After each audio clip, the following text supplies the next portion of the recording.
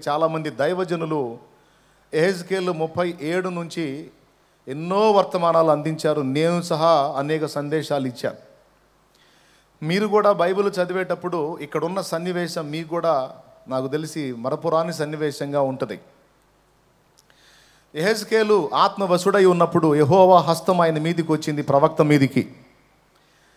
ఆయనకు ఒక దర్శనం కలుగుతుంది. ఆ దర్శనంలో ఎముకలతో నిండి ఉన్న ఒక లోయ కనిపిస్తుంది. దేవుని ఆత్మ ఎహెజ్కేలును అందులోనికి తీసుకెళ్ళి దించాడు. అక్కడ ఎహెజ్కేలు దిగినప్పుడు ఆ లోయలో చూస్తూ ఉంటే ఆ లోయలో అన్ని అస్థిపంజరాలు, స్కెలిటన్స్ ఎలా ఉన్నాయంటే ఎండిపోయిన ఎముకలు, అవి కూడా క్రమంగా లేవు,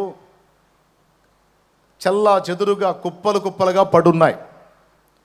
ఎముకలు, ఎండిపోయిన ఎముకలు, క్రమము లేని ఎముకలు, మాంసము, నరములు, చర్మము ఏమీ లేనటువంటి ఎండిపోయిన ఎముకలు. బాగా వినండి. ఎందుకు నన్ను దేవుడు ఇక్కడ తీసుకొచ్చి తిప్పుతున్నాడు? చూస్తున్నాడు ఆయన. దేవుడు అడిగాడు, నరపుత్రుడా, నరపుత్రుడా, చిత్తం ప్రభువా, నీకేం కనిపిస్తుంది? ఎండిపోయిన ఎముకల రాసులు కుప్పలు తెప్పలుగా ఉన్నాయి. నరపుత్రుడా, ఎండిపోయిన ఈ ఎముకలు తిరిగి బ్రతకగలవా అన్నాడు. వెంటనే ఎందుకు బతకవు అనలా ఎహెజ్కేలు. ప్రభువా యెహోవా, అది నీకే తెలియను. పచ్చని దానిని ఎండిన దానిగాను, ఎండిన దానిని పచ్చని దానిగాను చేయుటకు సమర్థుడవు నీవు గనుక అది నీకు తెలియను. నాకేం తెలుసు తండ్రి, నువ్వు తలుచుకుంటే ఇలాగుస్తాయి అంతే. సరే నేను చెప్తాను, చెప్పినట్లు ప్రవచనమే ఇలాగు చెప్పు. వాటికి వేటికి చెప్పమంటున్నాడు?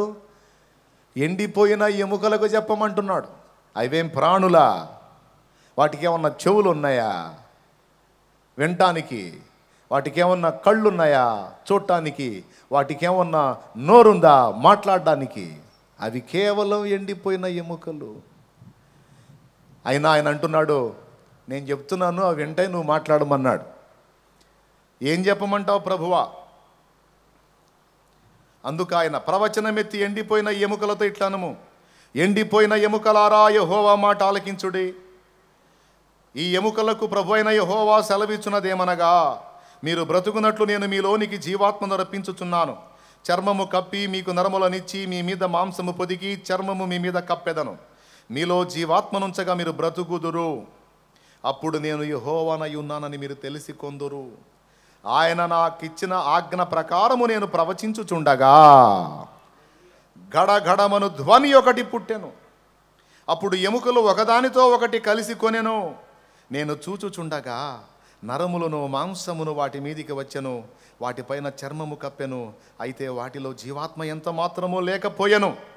అప్పుడు ఆయన, నరపుత్రుడా, జీవాత్మ వచ్చున్నట్లు ప్రవచించి ఇట్లనము అని మళ్ళా ప్రవచించమన్నాడు. అప్పుడు మళ్ళా ప్రవచించాడు. ఏమని?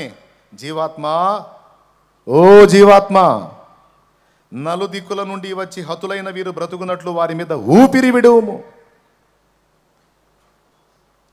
ఆయన నాకు ఆజ్ఞాపించినట్లు నేను ప్రవచింపగా జీవాత్మ వారిలోనికి వచ్చెను. వారు సజీవులై లేచి లెక్కింప సఖ్యము గాని మహా సైన్యమై నిలిచిరి. ఇది దర్శనం. అసలు దీని అర్థం ఏమిటి? ఇది ఎందుకు దేవుడు చూపించాడు? ఎందుకంటే ఇశ్రాయేలు జనము కోసము దేవుడు దీన్ని చూపించాడు ప్రవక్తయగు ఎహెజ్కేలుకు. ఎందుకంటే ఆ జనాంగము దేవుని స్వకీయ సంపాద్యము, దైవ జనాంగము, దేవుడు ఏర్పరచుకున్న జనాంగము. నాడు వాళ్ళు నేడు మనం, నాడు వాళ్ళు నేడు మనం. అయితే వారు ఏ దశలో ఉన్నప్పుడు దేవుడి దర్శనం ఎహెజ్కేలుకి ఇచ్చాడో తెలుసా? చూడండి, కిందికి చదవండి.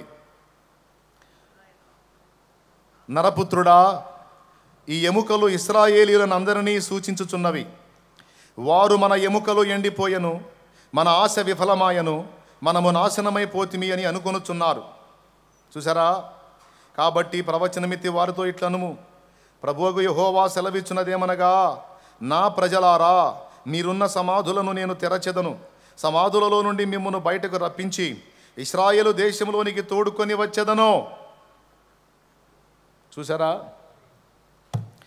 వారు ఏ దశలో ఉన్నప్పుడు దేవుడి మాటలు పలుకుతున్నాడో తెలుసా? వారు చాలా ఇబ్బందికరమైన పరిస్థితుల్లో ఉన్నారు. వారి స్థితిని వారు చూసుకుంటే వారికి అర్థమైపోతుంది, మనము ఎండిపోయిన ఎముకల్లాగా అయిపోయాం. మన ఎముకలు ఎండిపోయను, మన ఆశ విఫలమాయను, ఇక మనకు నిరీక్షణాధారమే లేదు, మన పని అయిపోయింది, మనం బొత్తిగా నాశనం అయిపోయాం, ఇంకా లేదు మనకు అవకాశమని నిరాశ, నిస్పృహ, నిర్వేదంలో వారు ఉండగా దైవజనుడు ప్రవక్తయగు యెహెజ్కేలునకు దేవుడు తన వాక్కును బయలుపరిచాడు. మన ఎముకలు ఎండిపోయినాయి అనుకుంటున్నారు కనుక ఎండిపోయిన ఎముకలు గల లోయను చూపించి ఆయన మాట్లాడుతూ ఈ దర్శనం అంతా వివరించాడు. బాగుందండి. ఈరోజు మనం కూడా రకరకాల పరిస్థితుల దృష్ట్యా ఎండిపోయిన అనుభవంలో ఉన్నాం, ఒప్పుకుందాం. కొంతమంది ఆత్మీయ జీవితంలో ఎండిపోయిన అనుభవాల్లో ఉన్నారు. పైకి భక్తి గలవారి వలె ఉండి దాని శక్తిని ఆశ్రయించని వారుగా ఉన్నారు. ప్రిలారా, పెద్ద పెద్ద మందిరాలు కట్టబడుతున్నాయి, కానీ ఆ మందిరాల్లో నిజమైన దేవుని మహిమ లేదు. ధనము సమృద్ధిగా ఉంది, దర్శనము లేదు. కార్యాలు అబ్బో ఇబ్బడి ముబ్బడిగా జరుగుతున్నాయి, కానీ ప్రేమ లేదు. అంతా బాగున్నట్టుగానే అనిపిస్తుంది, కానీ దేవునికి మాత్రం మన మనస్సాక్షికి మనకు తెలుసు సంతృప్తికరమైన రీతిని మనము లేము అని. ఆత్మీయ జీవితాన్ని గురించి నిజంగా ఆత్మీయులైన వారు, ఆత్మీయ స్పర్శ ఏ కొంచెమైనా కలిగి ఉన్న వారికి ఈ చింత ఉంటుంది. సంపాదన గురించిన చింత వారికి ఉండదు, వారు ఎదుర్కొంటున్న కష్ట నష్టాలను గురించిన చింత వారికి ఉండదు, వారిని తరుముతున్న శోధనలను గురించిన చింత వారికి ఉండదు. కానీ సరైనటువంటి ఆత్మీయత కలిగిన వారు తమ ఆత్మీయతను గురించిన చింత ఎక్కువగా కలిగి ఉంటారు. భౌతికమైన శ్రమలు, సమస్యలు, ఇబ్బందులు, బాధలు, వేదనలు వారు లెక్క చేయరు. అవి వారికి లెక్కలోనివి కాదు. కానీ వారు దేవుని ఎదుట సరైనటువంటి జీవితాన్ని జీవించట్లేదే, దేవునికి సంతోషకరంగా సంతృప్తికరంగా నా బ్రతుకు లేదే, అయ్యో నేను ఇంకా పరిపక్వత చెందాలి, నేను ఇంకా పరిపూర్ణతలోనికి రావాలి, నేను ఇంకా సరైనటువంటి రీతిని దేవుణ్ణి హత్తుకోవాలి, నాలో ఇంకా చాలా లోపాలు ఉన్నాయని తమ స్థితిని, తమ గతిని చూసి, తమ ఎండిన స్థితిని గురించి అంతరంగంలో చాలా వేదనను అనుభవిస్తూ ఉంటారు ఆత్మీయులు. కొంతమందికి అయితే నిన్న అన్న చెప్పాడు రాజీ పడొద్దు అని, కానీ ఆల్రెడీ రాజీ పడిపోయి ఉన్నారు. అర్థమైందా? రాజీ పడొద్దు అని వినబడే మాటల్ని కూడా వింటూనే రాజీ పడకుండా ఉండలేకపోతున్నాం అన్న మాటతో రాజీ పడిపోయారు. దేవునికి స్తోత్రం కలుగును గాక. మళ్ళీ ఒకసారి చెబుతా ఇదే మాట, రాజీ పడొద్దు అనే మాట వింటూ కూడా ఇలాంటి మాటలు ఎన్ని వినబడ్డా రాజీ పడకుండా ఉండలేకపోతున్నాం అనే అభిప్రాయంతో, ఆలోచనతో రాజీ పడిపోయారు. అందుకే వినబడుతున్నప్పుడు ఆసక్తి కలిగినట్టు కనబడుతున్నా కూటమి అయిపోయిన తర్వాత ఆ రాజీ వ్యవహారం అంతా ఈజీగానే అర్థమైపోతుంది. కొంతమంది ఇలా ఆత్మీయ జీవితాలను గురించి కలత చెందుతుంటే, కొంతమంది తమ శరీర సంబంధమైన సమస్యలను చూసుకొని ఈ అప్పుల వల్ల నేను అల్లాడిపోతున్నా, ఈ దరిద్రం వల్ల నేను అల్లాడిపోతున్నా, ఈ రోగం వల్ల నేను అల్లాడిపోతున్నా, ఈ లేమి వల్ల, ఈ దరిద్రత వల్ల, ఈ కొదువ వల్ల, ఈ కొరత వల్ల నేను ఇబ్బంది పడుతున్నా, నిజంగా ఇవి కానీ నాకు లేకపోతే నేను బాగా దేవుని సేవించుదును, నేను బాగా దేవుని హత్తుకుందును అని కొంతమంది అలా ఫీల్ అవుతూ ఉన్నారు. మొత్తం మీద దేవుని ఆత్మీయ స్పర్శ కలిగిన వారందరి సోపా ఒక్కటే, దేవునికి సంతోషకరంగా నేను జీవించాలి అనేది. దానికి రకరకాల సమస్యలను చూపించుకుంటూ ఇబ్బంది పడతా ఉంటారు. మరి ఎందుకు ఇలా జరుగుతుంది? మరి దీని నుంచి మనం బయటపడేది ఎట్లా? ఆ రాజీ పడని అనుభవాల్లోనికి మనం వచ్చేది ఎట్లా? మనం ఎండిపోయిన స్థితి నుంచి మరలా జీవాన్ని పొందేది ఎట్లా అన్నది ఒక ప్రశ్న. అది భౌతికంగా కానీ ఆత్మీయంగా కానీ. మీకు అర్థమవుతుంది కదా నేను చెప్పేది? రైట్. అర్థం కాకపోయినా చేయగలిగింది ఏం లేదు. తమ స్థితిని కొంతమంది గుర్తించారు, దాని నుంచి ఎలా విడుదల పొందాలనే ప్రశ్న వేసుకున్నారు. ఇశ్రాయేలీయులు ఆనాడు అనుకున్నట్టు, అయ్యో మన ఎముకలు ఎండిపోయెను, మనకి ఇక ఆశ ఏమాత్రము లేదు, మన ఆశలన్నీ విఫలమాయను, మనము నశించిన వారం అయిపోయాము, మన పని అయిపోయింది అనుకున్నారు. ఈరోజు మనలో అనేక మంది ఇలానే అనుకుంటున్నారు. తిరిగి చూసేసరికి విపరీతమైన అప్పులు అయిపోయినాయి. బయటపడే దారి అర్థం కావట్లా.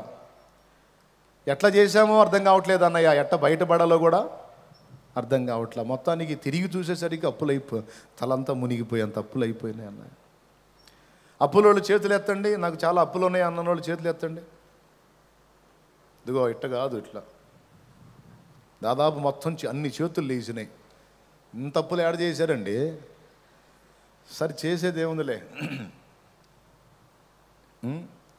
రైట్.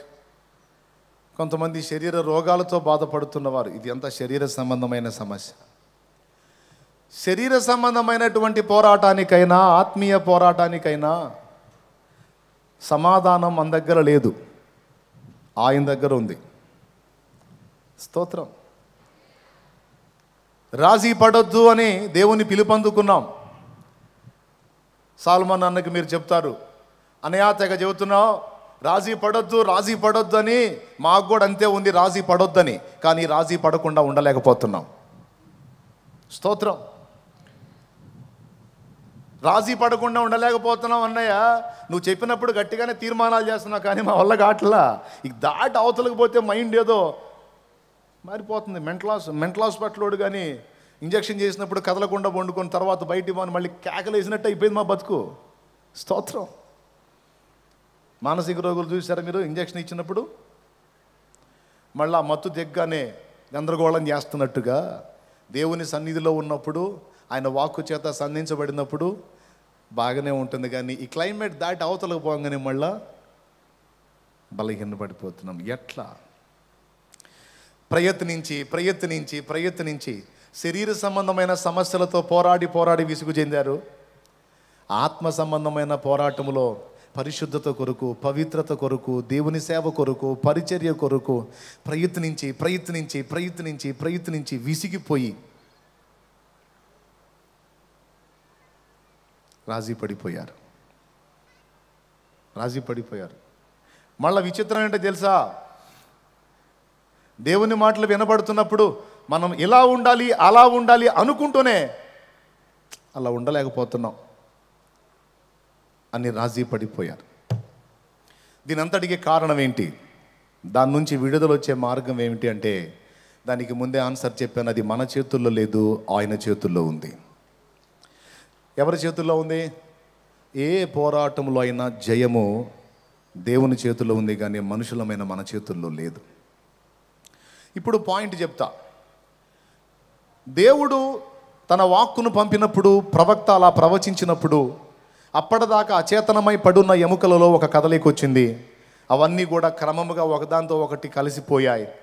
ఒక రకంగా చెప్పాలంటే క్షణాలలోనే చల్లా చెదురుగా పుర్రె ఒక దగ్గర, పళ్ళు ఒక దగ్గర, చేతుల ఎముకలు ఒక దగ్గర, కాళ్ళ ఎముకలు ఒక దగ్గర, ఫింగర్స్ బోన్స్ ఒక దగ్గర, పాదాల వ్రేళ్ల ఎముకలు ఒక దగ్గర, అంతా చల్లా చెదురైపోయిన ఎముకలన్నీ దైవజనుడు ప్రవక్త ప్రవచించగానే, దేవుని వాక్కు బయలువెడలగానే అన్ని టప ఒకదాంతో ఒకటి కలిసిపోయి మొత్తం క్రమంగా పేర్చబడ్డాయి. అస్థిపంజరం ఏర్పడింది, స్కెలిటన్ ఏర్పడింది. తర్వాత వాటి మీద మాంసము కప్పబడింది, చర్మము కప్పబడింది, నరములు అల్లబడ్డాయి, అయిపోయింది. అప్పటిదాకా ఎండిపోయిన ఎముకల్లా చల్లా చెదురుగా పడి ఉన్నటువంటి ఆ ఎముకల గుట్ట కాస్త మొదట ప్రవచించినప్పుడు ఏమై ఉంది? వాటి మీదకి ఏమొచ్చింది? అవన్నీ క్రమంగా పేర్చబడ్డాయి. వాటి మీద చర్మం కప్పబడింది, దాని మీద మాంసం పొదగబడింది, నరములు అల్లబడ్డాయి. ఫైనల్గా పైన కప్పబడిన చర్మం కూడా కప్పబడింది.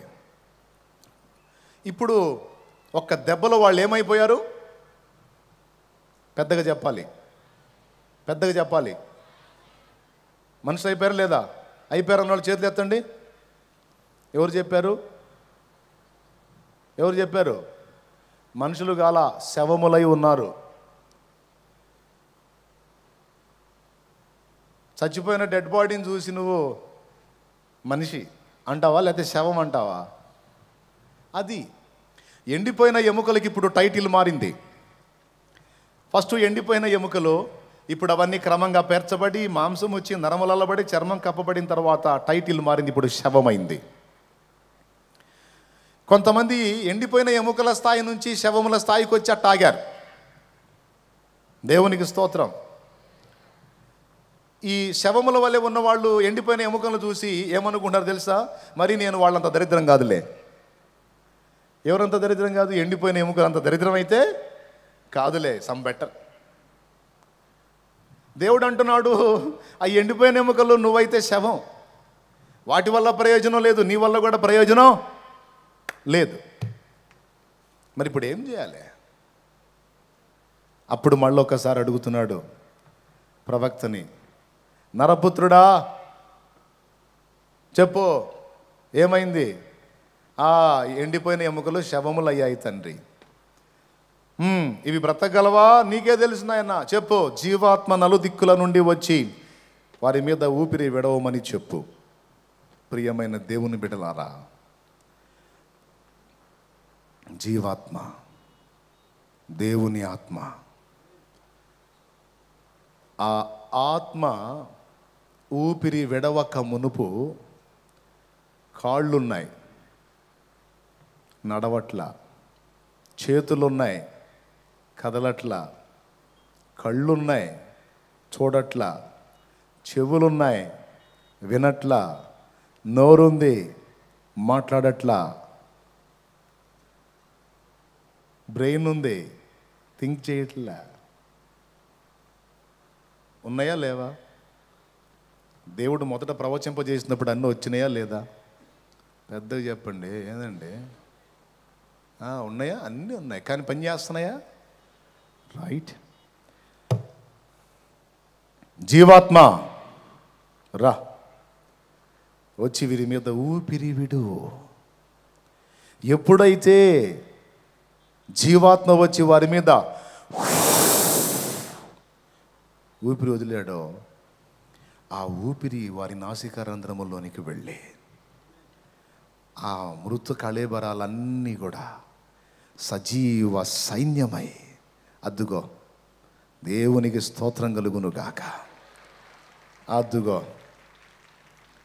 ఎప్పుడైతే ఆ జీవవాయువు ఊపిరి, దేవుని ఊపిరి ఆ దేహములోనికి ప్రవేశించిందో, అద్దుగో చూడండి, ఇక కళ్ళు పనిచేయటం మొదలుపెట్టాయి, శరీరాలు కదలటం మొదలుపెట్టాయి, కాళ్ళు నడవటం మొదలుపెట్టాయి, చేతులు కదలటం మొదలుపెట్టాయి, సర్వ శరీరము పనిచేయటం ప్రారంభమైంది.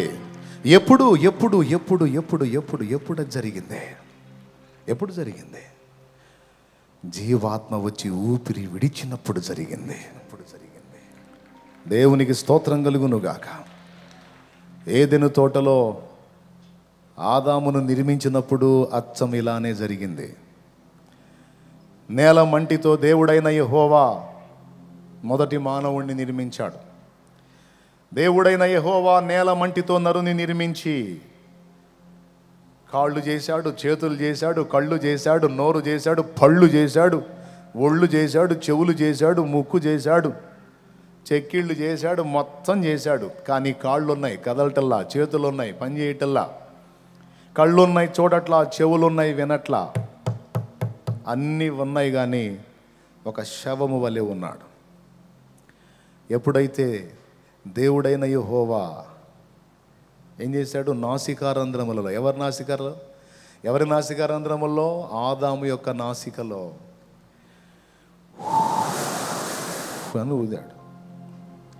ఎప్పుడైతే ఆ ఊపిరి, దేవుని నోటి ఊపిరి, ఆత్మ ఆదాములోనికి ప్రవేశించిందో, అప్పటిదాకా అన్నీ ఉన్నాయి కానీ పని చేయట్లా.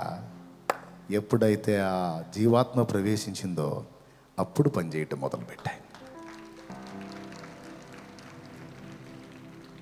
స్తోత్రం చెబుతారా? దీన్ని బట్టి మీకేం అర్థమవుతుంది? చాలా అనుకుంటాం కానీ చేయలేం. మేలైనది చేయవలెనని కోరిక నాకు కలుగుచున్నది కానీ అలాగూ చేయుట నాకు కలుగుటలేదన్నాడు. రోమాపత్రిక 7:18. సాయంత్రం చూసుకుందరు కానీ నాకెళ్ళి చూడండి. అన్నీ ఉన్నాయి, కానీ చేయాలనుకున్న మేలు చేయలేకపోతున్నాను, చెయ్యగోరని కీడే చేస్తున్నాను. ఎందుకు ఇలా అయిపోతున్నాను? ఆ తర్వాత 8వ అధ్యాయంలో అంటాడు, అయితే ఆత్మ యొక్క నియమము పాప మరణ నియమముల నుండి నన్ను విడిపించెను, అందుకు దేవునికి స్తోత్రం అన్నాడు. ఎప్పుడైతే ఇది నా వల్ల కావట్లేదు అన్నాడో తక్షణమే అక్కడ ఆత్మ అని ప్రస్తావన తీసుకొచ్చాడు. ఏం తీసుకొచ్చాడు? ఆత్మ. ఈరోజు ఇప్పుడు మన పిల్లలు తబలా కొడుతున్నారు, పాపం వీడియోలు తీసేవాళ్ళు వీడియోలు తీస్తున్నారు, సేవకులు వింటున్నారు, విశ్వాసులు వింటున్నారు, ఈ తిప్పేవాడు తిప్పుతున్నాడు, అటు తీసేవాడు తీస్తున్నాడు. అందరూ ఎవరి పనుల్లో వాళ్ళు ఉన్నారు, పని చేస్తున్నారు. కానీ వీరిలో ఎవరి మీదికైనా దేవుని ఆత్మ తన ఊపిరిని వదిలాడా, వాడి క్రియలు ఇంకో టైపులో మారిపోతాయి, వాని క్రియలు ఇంకో టైపులో మారిపోతాయి, వాని ఆలోచన శక్తివంతమవుతుంది, వాని క్రియ ప్రభావాన్ని పొందుకుంటుంది. అక్కడ ఆగిపోడు వాడిని అక్కడ ఆపలేరు. వాని మనసు ఇంకొక వైపుకు లాగుతూ ఉంటుంది. నేనేంటి ఇక్కడే ఆగానేంది, ఇది కాదు కదా, నేను ఇంకా చేయాల్సింది వేరుగా ఉంది కదా, చాలా ఉంది కదా. దేవుని ఆత్మ ఒకరి మీదకి వచ్చి ఊపిరి వదిలినప్పుడు వాని ఆలోచనలు మార్పు చెందుతాయి, వాని కర్తవ్యం వానికి బోధపడిద్ది, వాని కళ్ళు వెలిగించబడతాయి. అప్పటిదాకా వెలిగించబడవు. ఏదో ఆ మాట ఈ మాట విన్నప్పుడు అలా చేయాలి ఇలా చేయాలి, మనం కూడా చేద్దాం అనుకుంటేనే బతుకాలం గడిచిపోద్ది. చూద్దాం కాదు.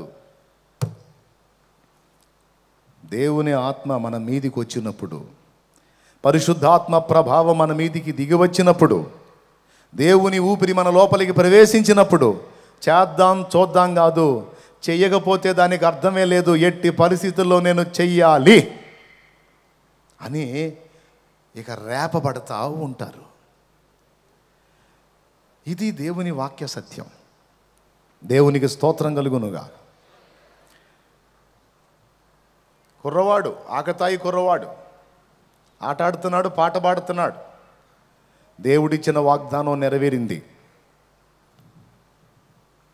యెహోవా ఆత్మ ఎష్తాయేలుకును జొర్యాకును మధ్యనున్న మహానేదానులో అతన్ని రేపటం మొదలుపెట్టింది. అతడే సంసోను. ఆ దేవునాత్మ ఆయన మీదికి రానంత వరకు ఆకతాయి కుర్రవాడు ఏదో నడుస్తుంది, అట్లా కథ అలా జరిగిపోతుంది జీవితం. కానీ ఒక టైం వచ్చింది, దేవుని ఆత్మ ఆ వ్యక్తి మీదకి వచ్చి నిలిచాడు. కథం, వాని మనసు మారిపోయింది. అప్పటిదాకా కొంట చేష్టాలు, చిల్లర చేష్టాలు, పిల్ల చేష్టాలు చేసిన వాడి మైండ్ సెట్ కాస్త మారిపోయి వెంటనే శత్రువు మీదకి వెళ్ళింది ఆలోచన. శత్రువు మీదకి వెళ్ళి, మా మీద వాని పెత్తనం ఏంటి, అసలు ఈ ఫిలిస్తీన్లో గొడవేంది, అసలు ఏంటి వీళ్ళ సంగతి ఏంటి, వాళ్ళు అంతసేటు పెట్టరేగిపోతుంటే నేనేంటి కూర్చొని చూస్తున్నాను, అసలు నేను ఎలా ఉంటామేంటి, ఓయ్ ఏంటి ఏంటి ఏమైంది నాకు,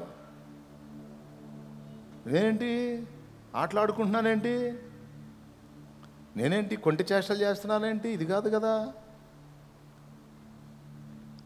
ఇది కాదు. దేవుని ఆత్మ ఎప్పుడైతే శాంసన్ మీదకి వచ్చిందో శాంసన్ ఆలోచనలు మారిపోతున్నాయి. అప్పటిదాకా ఆకతాయిలాగా ఉన్నవాడు కాస్త అభిషిక్తుడయ్యాడు. అభిషేకం పొందుకున్నవాడు ఫిలిస్తీన్లకు ఏమైనా చేయుటకు రేపబడ్డాడు. ఫిలిస్తీన్లు ఎవరు? ఇశ్రాయేలుకు శత్రువులు. శత్రువులకు ఏమైనా తలపెట్టాలి, ఎదుర్కోవాలి. ఎప్పుడైతే దేవుని ఆత్మ వశుడయ్యాడో, దేవుని ఆత్మను పొందుకున్నాడో తక్షణమే అతని గురి మారిపోయింది.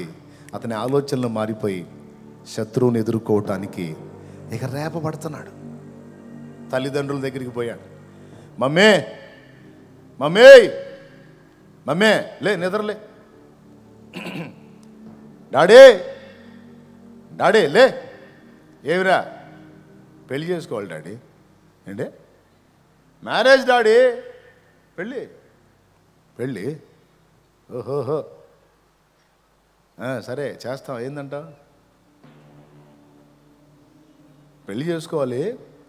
చూద్దాంరా, మన అమ్మాయిలు ఇశ్రాయేలీల అమ్మాయిలు ఉన్నారు కదా, చూద్దాం ఏమన్నా.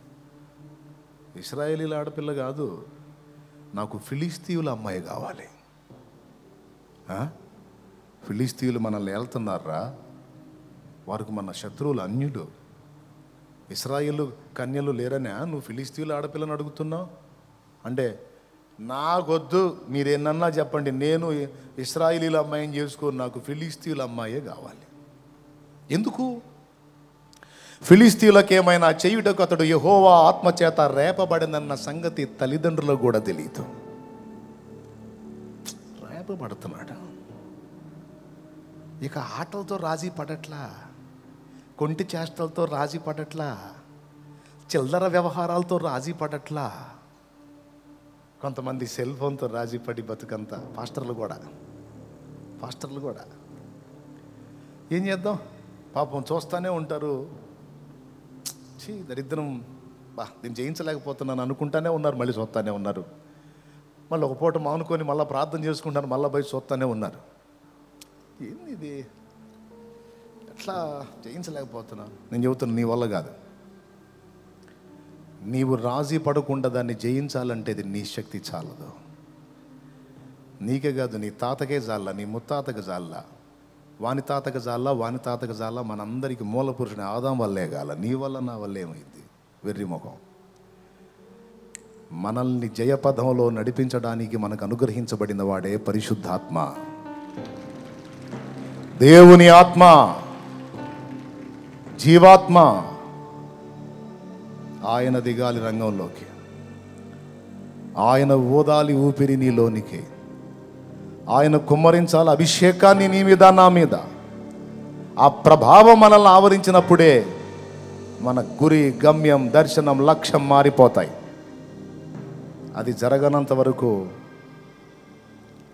కొంట వ్యవహారాల్లోనే కొనసాగుద్ది నీ తంతంతా. మళ్ళీ అన్నీ వినబడతానే ఉంటాయి, అన్ని చెవికి వినబడతానే ఉంటాయి. జాన్ వెస్లీకి అంతే వినబడ్డాయి, చార్లెస్ ఫిన్నీకి అంతే వినబడ్డాయి, డిఎల్ మూడీకి అంతే వినబడ్డాయి, డేవిడ్ బ్రైనార్డ్కి అంతే వినబడ్డాయి, విలియం కేరీకి అంతే వినబడ్డాయి. బాల్యం నుంచి దేవుని మాటలు వినబడ్డాయి. కానీ ఒకానొక సమయం వచ్చింది, వారు దేవుని ఆత్మచేత సంధించబడ్డారు. ఒక దెబ్బకి వారి దర్శనం, గురి మారిపోయినాయి. ఆత్మ ఎప్పుడైతే ఒక వ్యక్తిని కమ్ముకుంటుందో, పరిశుద్ధాత్మ ఎప్పుడైతే ఒక వ్యక్తిని ఆవరించుకుంటాడో, వాని ఆలోచన, ఆమె ఆలోచనలు మారిపోతాయండి. అది జరగాల్సింది. బాప్తీసం పొందరా, బాప్తీసం పొందరా అమ్మ, బాప్తీసం పొందరా అయ్యా అంటే 100 సార్లు మొత్తుకున్న ఒక రాడు లైన్లోకి. దేవుని పరిశుద్ధాత్మ టచ్ చేశాడు అనుకో, నేను ఇప్పుడు ఈయన పోరామయ్యా అన్నా కూడా నేను నాకు ఇవ్వాల్సిందని కూర్చుంటాడు. ఎందుకో తెలుసా? దేవుని ఆత్మ వాణ్ణి సిద్ధపరిచాడు, రక్షణ కొరకు వాణ్ణి రేపుతున్నాడు. ఆపటానికి నేనేవాడినే, నేను ఎరిగింది అది. ఎంతమందికి ఎన్ని చెప్పినా దేవుని పరిశుద్ధాత్మ తన కార్యం ఒకని జీవితంలో జరిగించకపోతే మన ప్రయాస అంతా శుష్క ప్రయాసే. నేను ఎరిగిన సత్యం అది. ఎంతమందికి అర్థమవుతుంది బాబు? దేవునికి స్తోత్రం. అప్పటిదాకా ఆకతాయిగా ఉన్నవాడు కాస్త ఇశ్రాయేలుకు రక్షకుడుగా మారాడు. వాళ్ళ పిల్లని ఎందుకు అడిగాడో తెలుసా? మీకు తెలుసు, పిల్లని ఇచ్చిన దగ్గర, డబ్బులు ఇచ్చిన దగ్గర కనీసం లైఫ్లో ఒక్కసారైనా సరే కొట్లాట్లు వచ్చింది, ఫీలింగ్స్ వస్తాయి, విభేదాలు వస్తాయి. కనీసం బయట పడకపోయినా లోపల తిట్టుకోవటాలు జరుగుతాయి. ఆత్మీయులు అయితే బయట పడరు కానీ లోపల తిట్టుకుంటూ ఉంటారు. లోక సామెతలేండి అది. ఏమో మేము చేసుకున్న, మాకు ఇంతవరకు ఏ గొడవ లేదంటే ధన్యులు, దేవుని కృప మీకు తోడుగా ఉంది, స్తోత్రం. సంసోన్ ప్లాన్ మాత్రం కయ్యం పెట్టుకోవాలంటే ముందు వియ్యం పెట్టుకోవాలి. కయ్యం పెట్టుకుంటేనే కొట్టాలా, వాళ్ళని దాడి చేయాలి. దాడి చేయాలంటే ముందు వియ్యం పోవాలి, అందుకని వియ్యానికి పోయాడు. వియ్యానికి పోయి కయ్యం పెట్టుకొని వాళ్ళని గందరగోళం చేశాడు. ఇదంతా మీరు స్టోరీ చదివితే మీకు తెలిసిద్ది. ఇదంతా ఎలా జరిగింది అంటే దేవుని వాక్యం స్పష్టంగా చెప్తుంది, అతడు యెహోవా ఆత్మచేత రేపబడ్డాడు. చదువుతారా వచనం? ఈ పాటికే స్క్రీన్ మీద పడాల్సిందే. మరి మనవాడు పాపం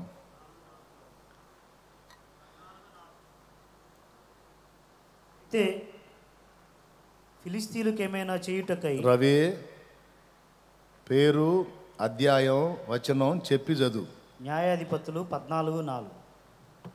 అయితే ఫిలిస్తీయులకు ఏమైనా చేయుటకై యెహోవా చేత అతడు రేపబడినన్న మాట అతని తల్లిదండ్రులు తెలుసుకొనలేదు. ఎవరయ్యా రేపింది? పెద్దగా చెప్పండి అమ్మా. ఎవరు? యెహోవా. రైట్, యెహోవా అని ఇక్కడ అన్నాడు.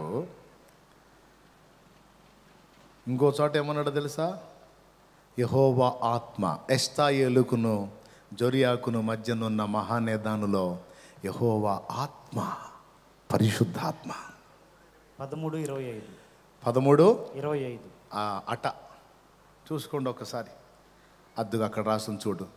మరియు యెహోవా ఆత్మ జొరియాకును ఎస్తాయేలుకును మధ్యనున్న మహానేదానులో అతన్ని రేపుటకు మొదలు పెట్టాను. దేవునికి స్తోత్రం. ఒక దైవజనుడు వాక్యం చెప్పి పాటలు పాడుతుంటే అట్లనే కూర్చొని తబలా కొట్టాడు ఒక వ్యక్తి. పాడుతుంటే కొట్టడం వరకే నా పని అనుకున్నాడు. దేవునాత్మ ఆ వ్యక్తి మీదకి వచ్చింది. ఈరోజు ఒక దైవజనుడై సంఘాలను నడిపిస్తూ ఉన్నాడు. దైవజనుడు పాడుతుంటే ఎట్లనే కీబోర్డు వాయించుకుంటూ కూర్చున్నాడు ఇంకొక ఆయన ఉంటాడు, ఆయన పాడుతాడు, నేను వాయిస్తూ ఉంటాను, ఆయన అలా కొనసాగుతాడు, నేను ఇలా కొనసాగుతాను, ఇక ఇంతే చాలనుకున్నాడు. ఒకరోజు వచ్చింది, అదే దేవునాత్మ ఆ వ్యక్తి మీదకి వచ్చింది. కీబోర్డు పోయింది. వెళ్ళి దేవుని పని చేయటం మొదలుపెట్టాడు. ఆట ఆడుతున్నట్టే ఉంటారు, ఏమీ పట్టనట్టే ఉంటారు, పట్టించుకున్నట్టే ఉంటారు, మనం చెప్పిన మాట విననట్టే ఉంటారు. దేవుని పరిశుద్ధాత్మ ఒక వ్యక్తిని సంధించినప్పుడు వాని ఫోర్స్ నువ్వు తట్టుకోలేవు. వానిలో ఉన్న ఉజ్జీవం నువ్వు తట్టుకోలేవు, అంత మండుతారు. అది జరిగిద్ది. ఇదంతా ఎవరి చేతిలో ఉంది? దేవుని ఆత్మ చేతిలో ఉంది. ఆయన తన ఊపిరిని మన మీద విడవకపోతే, ఆయన మన సడలిన మోకాళ్ళను బలపరచకపోతే, వడలిన చేతుల్ని కదిలించకపోతే, చల్లారిన మనలోని దైవాగ్నిని రగిలించకపోతే ఎన్ని విన్నా ఒట్టితే. వినటానికి, కాసేపు ఎంజాయ్ చేయటానికి, విన్న ప్రసంగానికి మార్కులు డిసైడ్ చేసుకోవటానికి తప్ప ఎందుకు పనికిరావు. అలాగ దేవుని ఆత్మ చేత రేపబడి దేవుణ్ణి కలుసుకొని దేవుని శక్తి చేత నింపబడాలన్న ఆశ కలిగిన వారి కోసమే ఈ కూటాలు ఏర్పాటు చేసింది. అసలైనటువంటి పోరాటం ప్రసంగం అప్పుడు కాదు, ప్రసంగం అయిపోయిన తర్వాత స్టార్ట్ అయింది భక్తి పరుల్లో. అసలైన పోరాటం, అసలైన పెనుగులాట ప్రసంగం అప్పుడు కాదు, ప్రసంగం అయిపోయిన తర్వాత స్టార్ట్ అయింది. ఏంటో తెలుసా? ఉపదేశం విన్న తర్వాత దేవుని ఆత్మచేత సంధించబడ్డవాడైతే, మీకు ఇంకొక సంగతి కూడా చెప్తా. దేవుని ఆత్మ వచ్చి అని నిజంగా మన మీద కూడా ఊతాడేమో అనుకోవాకండి. నిజంగా అన్నయ్య నాకేందో ఇందాక చెవులో అని ఊదినట్టు వినపడింది అని అనుకునేది. యేసు ప్రభు అన్నాడు, నేను మీతో చెప్పుచున్న మాటలు ఆత్మయు జీవమునై ఉన్నవి. రెండు కలుపు. ఆత్మయు జీవమునై, రెండు కలిపితే ఆత్మ ప్లస్ జీవం ఈజ్ ఈక్వల్ జీవాత్మ. అద్దుగదుగో ఈ జీవాత్మ ఆదికాండం 2వ అధ్యాయం 7వ వచనంలో జీవాత్మ అయ్యాడని రాస్తుంది ఆదాము. అలాగే హెజ్కేలు 37లో కూడా ఏముంది? జీవాత్మ వచ్చి ఊపిరి విడిచాడని రాస్తుంది. ఇప్పుడు యేసు ప్రభు చెప్పిన మాటలు ఏమై ఉన్నాయి అన్నాడు? ఆత్మయు జీవం అంటే ఆయన వాక్కు నిజంగా ఎవరినైతే సంధిస్తుందో, ఆయన వాక్కు చేత నిజంగా ఎవరైతే దర్శించబడతారో ఇక వారు రేపబడతారు. ప్రసంగం జరిగినప్పుడు సంధించబడతారు. ప్రసంగం అయిపోయిన తర్వాత దేవుణ్ణి కలుసుకోవటానికి, ఆయన శక్తిని ఆశ్రయించడానికి, ఆయన ప్రభావంతో నింపబడటానికి ఇక పోరాటం మొదలు పెడతారు. ఇక వాళ్ళు ఎవరిని పట్టించుకోరు. ఈ స్థలం ఏంటి, ఈ క్లైమేట్ ఏంటి, ఈ ప్రదేశం ఏంటి, ఏం పట్టవు. నాకు పట్టల దుమ్ములో ఉన్నానా, ధూళిలో ఉన్నానా, ఎక్కడున్నాను ఏంది కాదు. ఒక ప్రత్యేకమైన అనుభవంలోనికి వెళ్ళిపోయాను. దేవుని ఆత్మ నన్ను వశపరుచుకున్నాడు. ప్రత్యేకంగా దేవుడు మాట్లాడటం మొదలుపెట్టాడు. ఇక మనుషులకు వేరుగా ఆయనకు సమీపంగా వెళ్ళడానికి పదే పదే పదే పదే రేపబడ్డాను. దేవునికి స్తోత్రం కలుగునుగాక. ఇట్లా కూటానికి వెళ్ళి కూర్చున్నాను అనుకో, వాక్యం విన్నంతసేపు వింటాను. కూటం అయిపోయిన తర్వాత ఏదో పక్కకి వెళ్ళి ఇక మోకాళ్ళు వేస్తాను.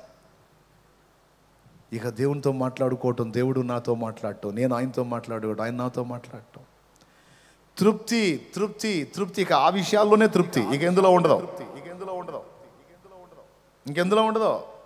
నువ్వు ఏదన్నా చూడు, ఏదన్నా చేయి, ఎవడేదన్నా సోది చెప్పనే, ఏవి పట్టవు. దేవుని పరిశుద్ధాత్మ చేత నింపబడ్డ వ్యక్తులకు లోకం పట్టదో.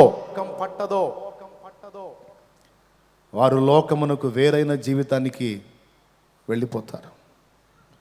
పరిశుద్ధాత్మ అలా రేపుతాడు, అలా నడిపిస్తాడు. ఆత్మను కొంచెంగా పొందటం ఉంది, విస్తారంగా పొందటం ఉంది, చివరికి ఆత్మ వశులైపోవటం ఉంది.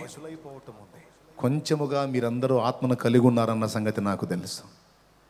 అయితే పరిపూర్ణ ఆత్మ వశులం మనం కావాలి. దాని కొరకు దేవుని శరణు వేడాలి, దేవుని ఆశ్రయించాలి, దేవుని పాదాలు పట్టుకోవాలి. ఈ కాసేపు అడగటం కాదు, దేవుడు ఆ కదలిక తీసుకొచ్చిందాకా వదలకూడదు. కోడి గొడ్ల మీద కూర్చొని పట్టుబట్టింది చూడు, అరే కోస్తే కిలో చికెన్ కాదు అది. దాన్ని చూసి సిగ్గు తెచ్చుకోవాలి మనం. చట్టుకేసుకొని తింటాం కాదు. ఒక పక్క ఉల్లిపాయ ప్లేట్లు, ఉల్లిపాయ ముక్కలు పెట్టుకొని, చికెన్ ముక్కలు పెట్టుకొని టపా టపా నోట్ వేసుకొని ఉల్లిపాయ తింటా, మొక్కలు తింటా, ఉల్లిపాయ తింటా, మొక్కలు తింటాం కాదు. అది నీకు మొక్క అవుతా కూడా ఒక ప్రశ్న వేస్తుంది, సిగ్గుందా నీకని. దేవునికి స్తోత్రం. ఏ కోడి ఏంటి అంటావు నువ్వు? నేను కోడిని రప్పించాడు, అల్ప ప్రాణిని, కానీ పట్టుబడితే వదిలిపెట్టను. అంటే మీరు కోడి పుంజు గురించి అనుకునేరు. అంటే మగ కోడి కాదు, ఆడకోడి కూడా. పుంజు ప్రతాపం పందెంలో చూపిస్తే ఆడకోడి ఉంటుందే, దాని ప్రభావం గుడ్ల మీద చూపించింది. గుడ్లు పెట్టిన తర్వాత పొదగడాన్ని గుడ్ల మీద కూర్చొని తిండి పట్టదు, దానికి నిద్ర పట్టదు, వదలదు, కదలదు. రోజులు గుడ్ల మీదకి ఎక్కేటప్పుడు 2 కేజీలు ఉన్న కోడి వెయిట్ కాస్త గుడ్ల మీద దిగేటప్పుడు కేజీ అయిపోయింది. అంత పీల్చకపోయింది. కానీ అది అనుకున్నది సాధించిందాకా ఆ పొదుగుట అనే అనుభవాన్ని మాత్రం వదిలిపెట్టదు. చికెన్ ముక్కలు తింటాం కాదు, చికెన్ అయిన కోడిని చూసి సిగ్గు తెచ్చుకోవాలి. కొద్దిగా మాటలు వినపడగానే ఆవేశంతో కాసేపు గొడ్డలు దించుకొని కోట అయిపోయి కాసేపు హడావుడి చేసి తర్వాత మళ్ళీ సర్దిపడ్డ అనుభవంలోకి వెళ్ళిపోవటం కాదు. దేవుని పరిశుద్ధాత్మ శక్తిని స్పష్టంగా స్పర్శించిందాకా, అనుభవించిందాకా, ఆత్మ తన ఊపిరి నీ లోనికి, నీ మీదికి వదిలిందాకా, ఆయన ప్రచండమైనటువంటి ప్రభావాన్ని నీవు ప్రాక్టికల్గా అనుభవించిందాకా, నేను అనుభవించిందాకా మనం పట్టు వదలరాదు. దేవునితో ఈరోజు మనం ఎందుకు వచ్చామో తెలుసు. ఇక్కడ ఎవరున్నారు? ప్రభు. ఆయనతో కలుసుకోవడానికి, ఆయనతో గడపటానికి, ఆయనతో మనం మనుగడ కొంతకాలం సాగించడానికి వచ్చాం. ప్రత్యేకంగా అచ్చంగా అదే పని మీద.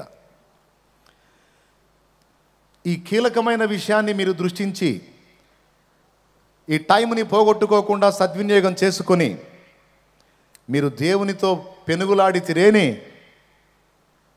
తండ్రి తనను అడుగువానికి ఎంతో నిశ్చయముగా తన పరిశుద్ధాత్మను అనుగ్రహించునని రాయబడి ఉంది.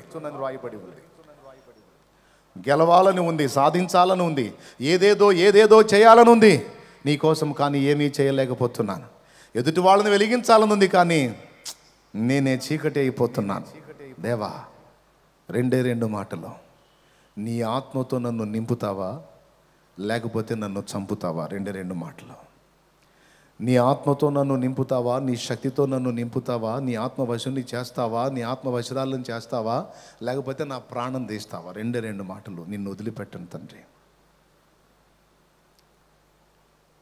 ఉద్యోగాన్ని రగిలిస్తావా లేకపోతే నా ఊపిరి తీస్తావా? రెండు తెలుసు. తిండి కోసం, వస్త్రం కోసం, డబ్బు కోసం, భోగాల కోసం వెంపర్లాడే రోజులు పోయినాయి. అవి ముఖ్యం కాదు నాకు. వాటిని నీ దగ్గర నుంచి ప్రార్థన చేసి పొందుకున్నందున నాకేమి నువ్వు సంతోషించి మెచ్చుకో. భలే కష్టపడి ప్రార్థన చేసేవారా డబ్బుల కోసం?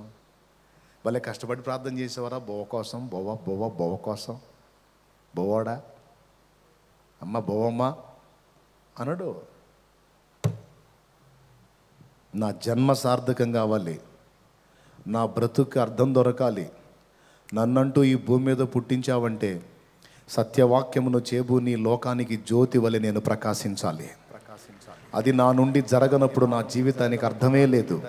నా తండ్రి, నీవు నాలో కార్యం చేయకపోతే నాకు ఈ లైఫ్ వద్దు. నాకై నేను చేస్తే నరకానికి నువ్వే తీసుకున్నా ఊపిరి. నా ప్లేస్ ఇంకొకడికి ఇవ్వు, నా ప్లేస్ ఇంకొక ఆమెకి ఇవ్వు. వాళ్ళన్నా నాకంటే ఎక్కువగా నీ చేతిలో వాడబడతారేమో. లేదా నన్ను వెలిగించు, నీ ఆత్మశక్తితో నన్ను నింపమని దేవుని పాదాలు పట్టుకోవాలి. హల్లెలూయా. భోజనపు బల్ల దగ్గర పరిచర్య చేసేవాళ్ళు ఫిలిప్పు, స్టెఫను, ప్రోకోరు, నీకానోరు, పర్మెనాసు, నికోలాసు మొదలైన 7. అస్సలు భోజనం దగ్గర పరిచర్య చేసేవాళ్ళు మామూలు వాళ్ళు. అసలు వాళ్ళని ఏం ఊహిస్తాం? కానీ స్టెఫన్ను కదిలిస్తే అతడు సబ్జెక్టు మాట్లాడుతుంటే అతనితో వాదనకు వచ్చిన వాళ్ళకి సౌండ్ లేదు. అతన్ని రేపిన ఆత్మను వారు ఎదిరింపలేకపోయిరి. స్టెఫన్ ఆత్మవశుడు. స్టెఫన్ ద్వారా దేవుడు కార్యాలు చేయించాడు. ఫిలిప్పు భోజన పరిచర్య దగ్గర కొట్లాట్లు జరగకుండా అందరికీ సమానంగా వడ్డించే పనిని చేసేవాడు. బాయ్ అయ్యగారు కాదు, ప్రసంగ రత్న, ప్రసంగ సామ్రాట్టు, ప్రసంగ శిఖామణి, ఈ బిరుదులేం లేవు. జస్ట్ పక్క నుండి పరిచర్య చేసేవాడు. ఆత్మవశులైనప్పుడు సమరయ ప్రాంతానికి పోతే రగిలించాడు ఉజ్జీవంతో. సమరయ ప్రాంతం మాత్రం ఒక్కడే వింటున్నావా? ఒక్కడే. నేను చెప్పే ఈ మాటల మీద లక్ష్యం ఉంచండి, దేవుడు మీ హృదయాలు తెరుస్తాడు. హల్లెలూయా. ఒక్కడే ఆ ప్రాంతానికి వెళ్ళాడు. సమరయ మొత్తం అట్లా గల్లు లేచింది. ఉజ్జీవం వచ్చింది. ఎంత ఉజ్జీవం అంటే ఫిలిప్పు పోయి సమరయ ప్రాంతానికి కదిలిస్తే అపోస్తలులు వచ్చి ఆశ్చర్యపోయారు. ఏమి కదలిక! సమరయ ప్రాంతంలో మనుషులను మోసగించేవాడు సైతం బాప్తిసం పొందాడు. తాను ఒక దేవుడుగా చలామణైన వాడు సైతం ఫిలిప్పు మీద పనిచేసిన దేవుని పరిశుద్ధాత్మ ప్రభావాన్ని చూసి వాడు సహా బిత్తరపోయి వాడు కూడా వచ్చి బాప్తిసం పొందాడు అందరితో పాటు. అది జరగాల్సింది. అది ఏమండి, జీవితానికి అర్థం పరమార్థం అదే. డబ్బులు, వస్త్రాలు, బొవ్వ ఏం పట్టించుకోరు అన్నావు, మరి అవి లేకపోతే బతికేది ఎట్రా పెద్దోడా అంటారేమో. ఏమండి, వాటి గురించి చింతపడేటువంటి వాళ్ళందరూ కూడా చిన్న పిల్లలండి. ఆత్మీయతలో చిన్న పిల్లలండి. అప్పుల కోసం, తిప్పల కోసం, బలహీనతల కోసం, లేమి కోసం, దరిద్రత కోసం కలత చెందే వాళ్ళంతా ఆత్మీయతలో చిన్న పిల్లలు. అదే ఎదిగిన వారు అనుకో, వాళ్ళకి ఆయన తెలుసు, అవి ఎందుకున్నాయో తెలుసు, వాటి వల్ల వారికి ఏ ప్రయోజనం ఉందో తెలుసు. అప్పుడు అవి ఎప్పుడు తొలగిపోతాయో కూడా తెలుసు. అసలు వాటి గురించి వీసుమంత కూడా వేదన పడరు. దేవునికి స్తోత్రం చెప్పండి. 2 చేతులు ఎత్తి గట్టిగా చెప్పండి. ఏమన్నా అర్థమవుతుందా నేను చెప్పేది? ఏమి తిందుమా, ఏమి త్రాగుదుమా, ఏమి ధరించుకుందుమా అని ఆహారాన్ని గూర్చి, వస్త్రాలను గూర్చి, ఇతర సమస్యలను గూర్చి వాపోయేవాళ్ళు అన్యజనులు అన్నారు. ప్రభువే అన్యజనులర్రా, వాళ్ళకి నేను తెలియదు కదా, నిరీక్షణ లేదు కదా, వాటి కోసం వాళ్ళు అల్లాడుతూ ఉంటారు. మీకు నేనున్నానుగా. అప్పులను నీ జీవితంలోకి అనుమతించిన నేనే. నీలో జరిగించాల్సిన కార్యం జరిగించడం పూర్తయినప్పుడు నువ్వు ఉంచమన్నా ఉంచను, అడ్రస్ కూడా లేకుండా తీసేస్తా. ఎలా తీసేస్తావు అన్న క్వశ్చన్ నాకు వేయొద్దు. ఎట్టబోతాయి అనే ప్రశ్నలు నా దగ్గర వేయొద్దు. నిన్ను ఎట్ట చేశా? నీ సలహాలతో చేశానా నిన్ను? నీ ముక్కు, కళ్ళు, చెవులు, నోరు మొత్తం పెట్టి ఊపిరి ఊస్తే మట్టి బొమ్మవి ఈరోజు అన్ని కథలు చేస్తున్నావు. నిన్ను ఎట్లా చేశా? నీ మీదున్న భారాన్ని ఎలా తీయాలో నాకు తెలుసు. నోరు మూసుకొని నేను చెప్పింది చేయి అంటాడు ఆయన. అర్థమైతే చప్పట్లు కొట్టకుండా ఉండలేరే. జాగ్రత్త, చేతులు నొప్పులు పడతాయి మరి అంతసేటా.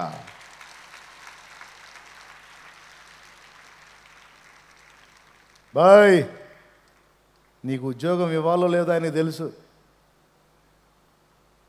ఏంది ఇచ్చేది? ఇంతవరకు ఒక ఉద్యోగానికి కదా. ఓరి పిచ్చోడా, నాకు ఉద్యోగం లేదని ఏడుస్తున్నావా? అనేక మందికి నువ్వు ఉద్యోగాలు ఇచ్చేటట్టు చేయబోతున్నాడు ఆయన. అనేక మందికి నువ్వు ఉద్యోగాలు ఇచ్చేటట్టు చేయబోతున్నాడు. నిద్రమోహమా, ఏం తెలుసు నీకు ఆయన గురించే?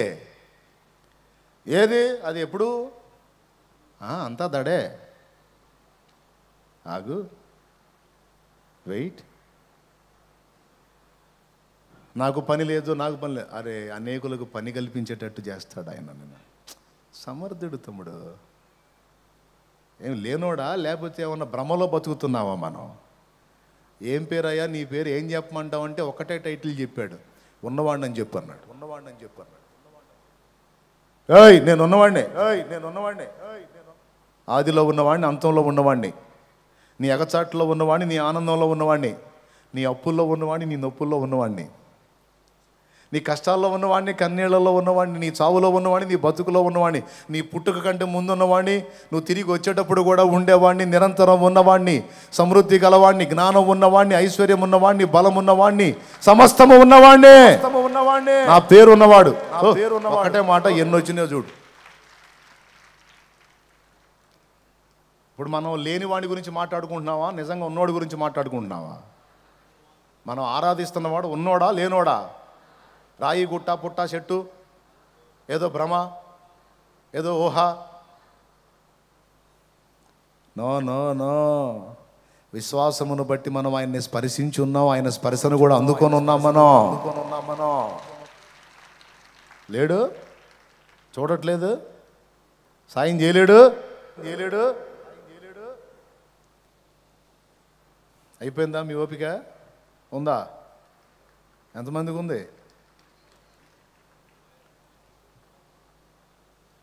బాగా గుర్తుపెట్టుకోండి. వ్యర్థమైన మాటలేలా, అవసరమైన మాట చెప్తున్నాను. ఇది కీలకం. అందరూ వేదిక మీద ఉన్నోళ్ళు, చుట్టుపక్కల ఉన్నోళ్ళు, వింటున్నోళ్ళు, ఎక్కడెక్కడో కూర్చొని వింటున్నోళ్ళు అందరూ వినాలి జాగ్రత్తగా. లైవ్లో, జూమ్లో కనపడుతున్న అందరూ సీరియస్గా తీసుకోండి.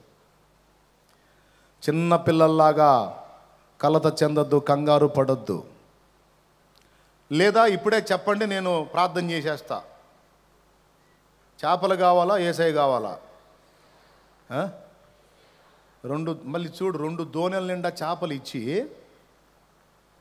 పిలిచినోడు ఏమి ఇవ్వకుండా పిలిస్తే బాగుండు. పేతుర్ని 2 దోణెలు మునిగేటట్టు నిండా చేపలు ఇచ్చి అంటాడు, నిన్ను మనుషుల్ని బట్టే జాలరిగా చేస్తారా అంటాడు. చేపలు ఏం చేయాలా? బాయ్, చేపలు ఏం చేయాలా? చూడు, టెస్ట్ చూడు. ఏమి ఇవ్వకుండా కాదు, కార్యం చేసి కూడా పిలుస్తాడుదా అని. ఒకవేళ పేతురు కానీ మనలో కొంతమందిలాగా, ఏసయ్యా నీ దయతో ఇప్పుడే దీవించావు తండ్రి. అసలు ఇన్ని చేపలు నా లైఫ్లో ఒక్కసారి కూడా పట్టలేదు తండ్రి. ఎప్పుడు పట్టినా నా దోనిలో ఒక మూలకే వస్తాయి తండ్రి. వామ్మో 2 దోణెలు మునిగేంత చేపలు ఇచ్చావు నాయనో, ఈ స్తోత్రం, హల్లెలూయా, గ్లోరీ గ్లోరీ గ్లోరీ అనుకుంటా.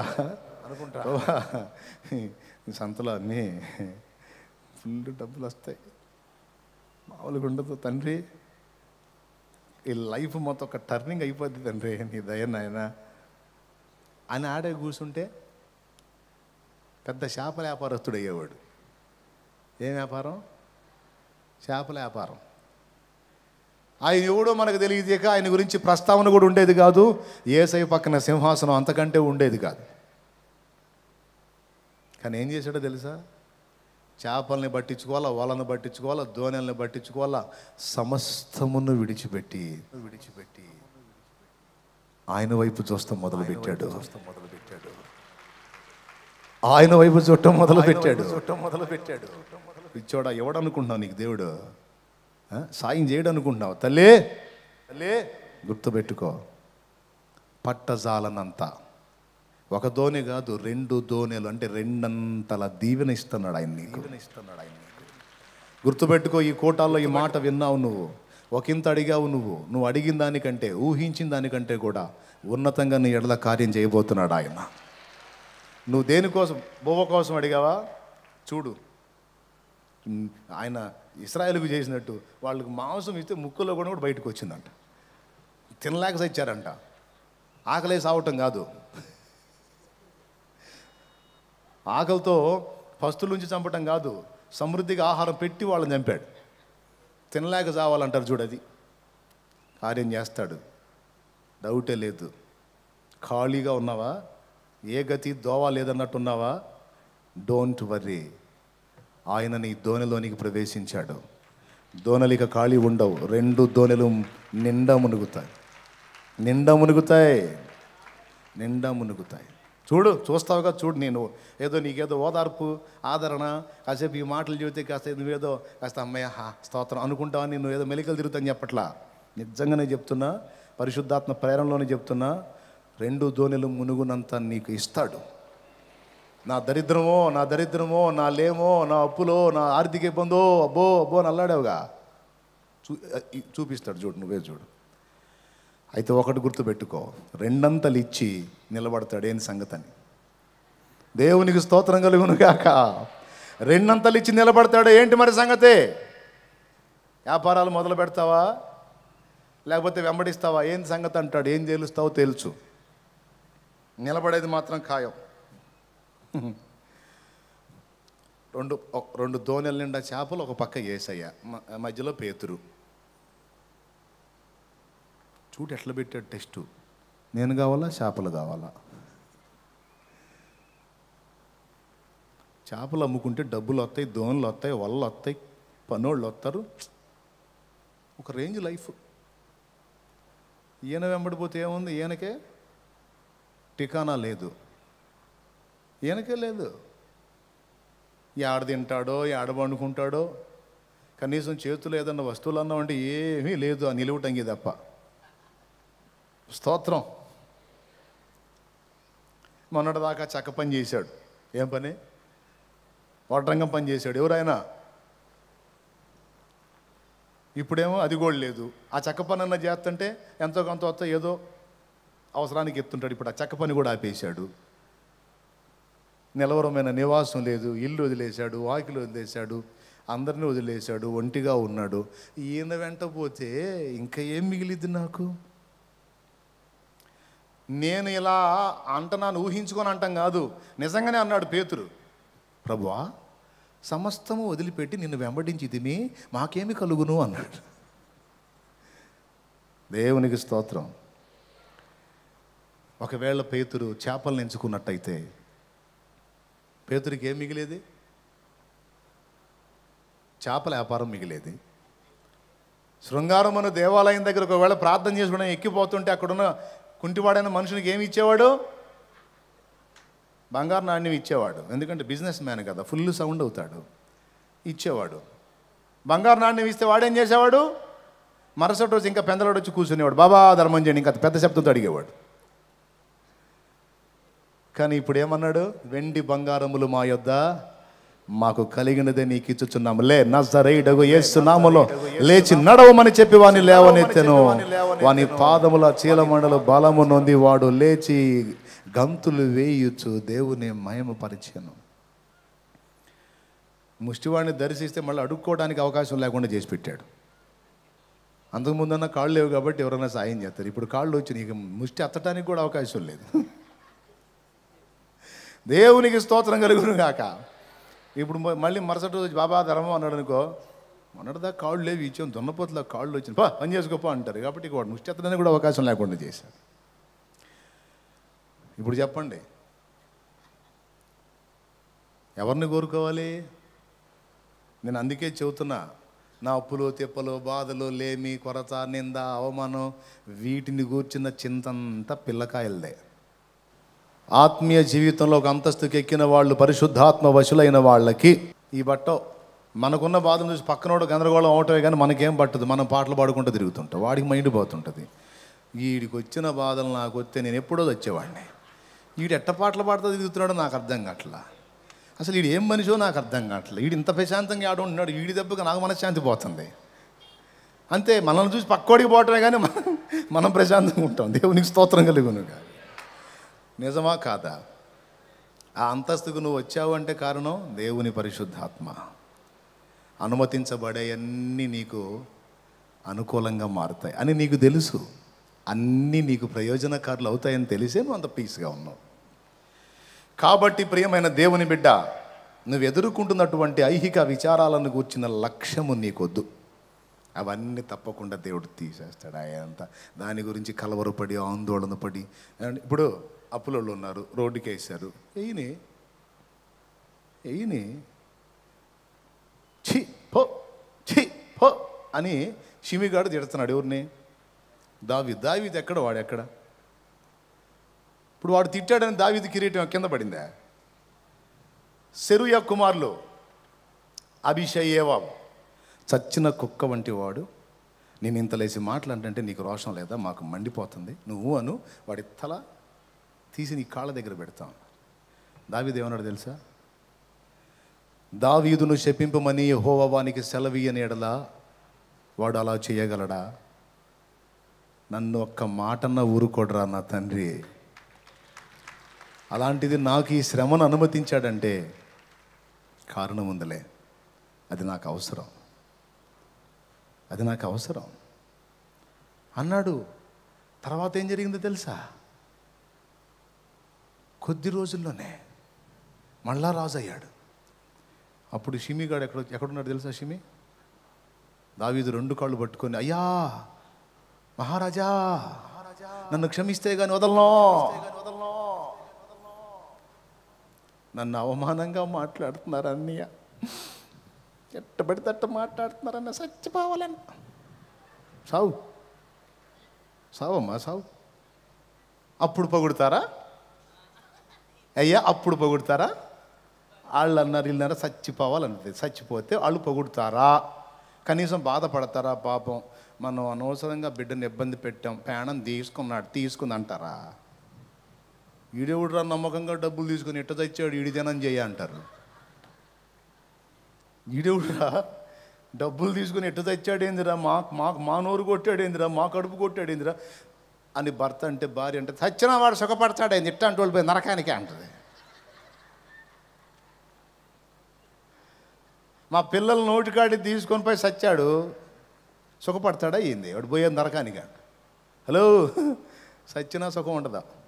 ఇంటి వాళ్ళు తిడతారు, వీధుల వాళ్ళు తిడతారు, డబ్బులు ఇచ్చిన వాళ్ళు మొత్తం తిడతారు. ఇక్కడ చావు పరిష్కారం కాదు. దూషణ పొందావా? ఓకే. మాటలు అన్నారా? ఓకే. నిందలు మోస్తున్నావా? ఓకే. దేవుడు సెలవిచ్చాడు, స్తోత్రం అనుకో, అంతే. ఎందుకంటే ఈరోజు తిట్టులు తిన్నా, దూషణలు తిన్నా, అవమానాలు పొందిన నిన్ను దేవుడు గమనించాడు. ఆయన తప్పకుండా నిన్ను దర్శిస్తాడు, ఆయన తప్పకుండా నిన్ను హెచ్చిస్తాడు. ఎందుకో చెప్తా, దానికి కూడా కారణం చెప్తా. ఎందుకంటే నువ్వు ఎప్పుడైతే క్రీస్తు రక్తంలో కడగబడి బాప్తిస్మం పొంది ప్రభు సంఘంలో చేర్చబడ్డావో యేసు శరీరములో ఒక భాగమయ్యావు. శాలేమన్నా, నువ్వు ఎంత మంచోడువో, నీ చెయ్యి మాత్రం దరిద్రపు చెయ్యి అంటే నాకు ఎట్టుంటుంది? మీరు నన్ను తిట్టట్లా, నా చేతిని తిడుతున్నారు, నాకు మండిద్దా లేదా? ఏందండి, ఏం చెప్పరు అనండి.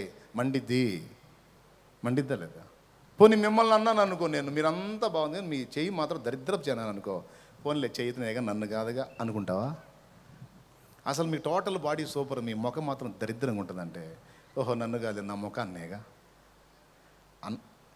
నీ శరీరంలో ఏ భాగమును అవతల వాడు తృణీకరించినా నీకు బాధ కాదా? పెద్దగా చెప్పండి. మా అమ్మ కాదు, ఇంకొంచెం సౌండ్ పెంచమ్మా. సూపర్. ఇప్పుడు మనందరం ఎవరి శరీరంలో అవయవాలం? ఇప్పుడు మనల్ని ముట్టినోడు ఎవరిని ముడుతున్నాడు? మనల్ని కొట్టినోడు ఎవరిని కొడుతున్నాడు? మనల్ని తిట్టినోడు ఎవరిని తిడుతున్నాడు? మనల్ని రోడ్డుకి వేసినోడు ఎవరిని వేస్తున్నాడు? మరి వాడిని ఎవరు చూస్తున్నారు? చూసినోడు ఏం చేస్తాడు? వాడికి మ్యారేజ్ చేయకుండా వదిలిపెడతాడా? తప్పకుండా వాడి పెళ్ళి అయింది. దేవునికి స్తోత్రం. నేను చెప్పేది ఒట్టి మాట కాదు, వాక్య సత్యం. సంఘాన్ని హింస పెట్టాడు సౌలు. ఆయన ప్రత్యక్షమే అంటాడు, సౌలా నన్ను ఎందుకు హింసిస్తున్నావు అంటాడు. అసలు నిన్ను చూడటమే ఇప్పుడైతే నువ్వెవరు, నేను నిన్ను హింస పెట్టడం ఏందయ్యా అంటే ఆయన ఏమన్నాడు తెలుసా? నా బిడ్డల్ని హింసిస్తే నాకు రా నొప్పి, పిచ్చోడా, మునికోలకి ఎదురు దన్నుట నీ కష్టం, జాగ్రత్త, చస్తావన్నాడు. ఏమనుకుంటున్నావు? నా బిడ్డల్ని హింసిస్తే నేను ఊరుకుంటాను అనుకున్నావా? నువ్వు నా బిడ్డల్ని కాదు, నన్ను రా నువ్వు ఇబ్బంది పెడుతుంది, జాగ్రత్త. వార్నింగ్, జాగ్రత్త. నిన్ను తిట్టినోడు నువ్వు వదిలిపెడతావేమో, నా దేవుడు వదిలిపెట్టాడు, గుర్తుపెట్టుకో. తప్పకుండా వాళ్ళ ఎదుట నీ తలనెత్తుతాడు, నిన్ను ఘనపరుస్తాడు. వాళ్ళు నిన్ను చూసి సిగ్గుపడే రోజు ఒక రోజు వచ్చింది. పాప అనవసరంగా ఈ బిడ్డను అన్నాం, ఇంత మంచివాడిని అన్నాం, ఇంత మంచిదాన్ని అన్నాం, అయ్యో అని వాళ్ళే పశ్చాత్తాపడి నీలో ఉన్న సహనాన్ని, ఓర్పుని, ప్రేమని, తగ్గింపుని ఇన్ని చుట్టుముట్టిన మొక్కవో నీ విశ్వాసాన్ని, నీ దీక్షని చూసి వాళ్ళు సహా నీతో పాటు దేవుని సహవాసానికి వస్తారు. ఎంత స్టోరీ ఉంది. మరి నువ్వేమో ఇంత మాట తగిలితే చాలు, అయిపోయింది, ఇంకేం లేదు, నన్ను అన్నారు, నేను బతకను. అంత పిచ్చోళ్ళండి కొంతమంది, మీరు కాదులే కొంతమంది. స్తోత్రం. ఇప్పుడు టోటల్గా ఇప్పుడు మీరు దేని గురించి థింక్ చేస్తున్నారు? ఇంత చెప్పినా కూడా ఇంకా మీరు వాటి గురించేనా, లేకపోతే కర్తవ్యాన్ని గురించా? మరి కర్తవ్యం ఏంటి? ఏసై ముందు మోకాళ్ళుని దేనికోసం ఎడుతారు? తండ్రి అయ్యా, ఈ కోటాలకు వచ్చింది కూడా అందుకేనయ్యా, అప్పులేసయ్యా, ఏసయ్యో అప్పులేసయ్యో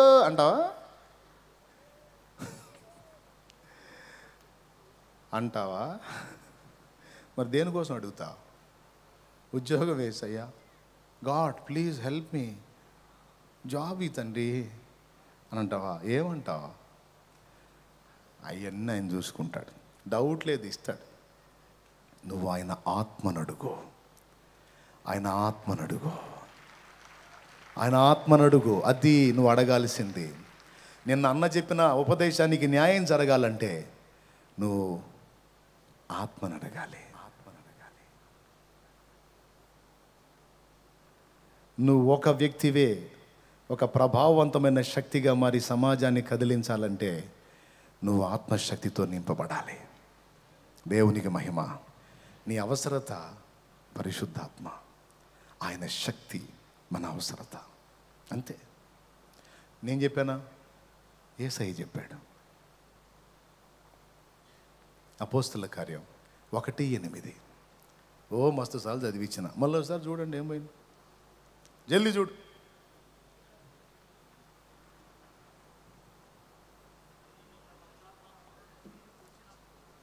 ఆయనను పరిశుద్ధాత్మ మీ మీదికి వచ్చినప్పుడు మీరు శక్తి నొందెదరు. అక్కడ మీదికి వచ్చినప్పుడు శక్తి నొందెదరు అంటే మీదికి రాకపోతే చెప్పాలి అందరూ నోరు తెరిచి. మీదికి వచ్చినప్పుడు శక్తి నొందెదరు అంటే మీదికి రాకపోతే శక్తిహీనుడనందువేమయ్యా, సౌజన్యమగు శుద్ధాత్మ శక్తిని పొందుకొనుమయ్యా. శక్తిహీనుడనందువేమయ్యా, సౌజన్యమగు శుద్ధాత్మ శక్తిని పొందుకొనుమయ్యా. అది వాక్యం. నీలో చైతన్యాన్ని కలిగించే సౌజన్యము అంటే చైతన్యాన్ని కలిగించే ఆత్మ. ఆ శక్తి నీ మీదికి రావాలి. పరిశుద్ధాత్మ నిన్ను కమ్ముకోవాలి.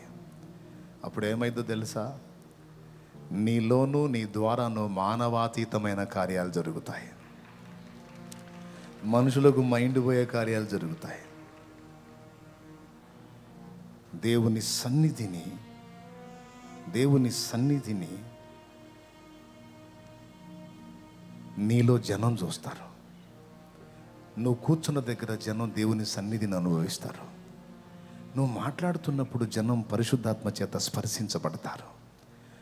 ఆఖరికి నువ్వు చూసిన చూపు సైతం శక్తివంతమైంది. కొంతమంది భక్తులు దేవుని ఆత్మను పొందుకొని ప్రార్థనలో దేవుని ఆత్మశక్తితో నింపబడి పొదిగి పొదిగి పొదిగి పొదిగి పొదిగి పొదిగి పొదిగి పొదిగి పొదిగి శక్తివంతంగా లేచి నడుస్తూ నడుస్తూ పోతా ఉంటే కనపడ్డవాడిని చూసినోడు పడి ఏడ్చాడు, పలకరించినోడు పడి మారు మనసు పొందాడు. ప్రసంగాలు లేవు, ఏమి లేవు, స్పర్శిస్తే మారు మనసు. అలాంటి ఉజ్జీవకర్తలు ఉన్నారండి. ఎవరి గురించో మనం చెప్పుకోవటం కాదు, మన లైఫ్లో వాటిని అనుభవించి లోకానికి సాక్ష్యం ఇవ్వాలి. ఈరోజు అద్భుతమైన ప్రసంగాల్లో నడుస్తున్నాయి, అన్ని హడావుళ్ళు బాగానే జరుగుతున్నాయి, కానీ శక్తి లేదు. ఆ శవములలో ఏమి లేదో, జీవాత్మ లేదో. జీవాత్మ లేనప్పుడు ఎంత అందమైనవైతేనేం శవాలేగా. సినిమా నటి శ్రీదేవి చనిపోయింది, తీసుకొచ్చారు ఆమెను చూపించడానికి, ఫుల్గా మేకప్ కొట్టి తీసుకొచ్చి పెట్టారు. ఏం లాభం? ఎంత చక్కని మేకప్ వేస్తే ఏం లాభం అండి, ఆమె శవమేగా.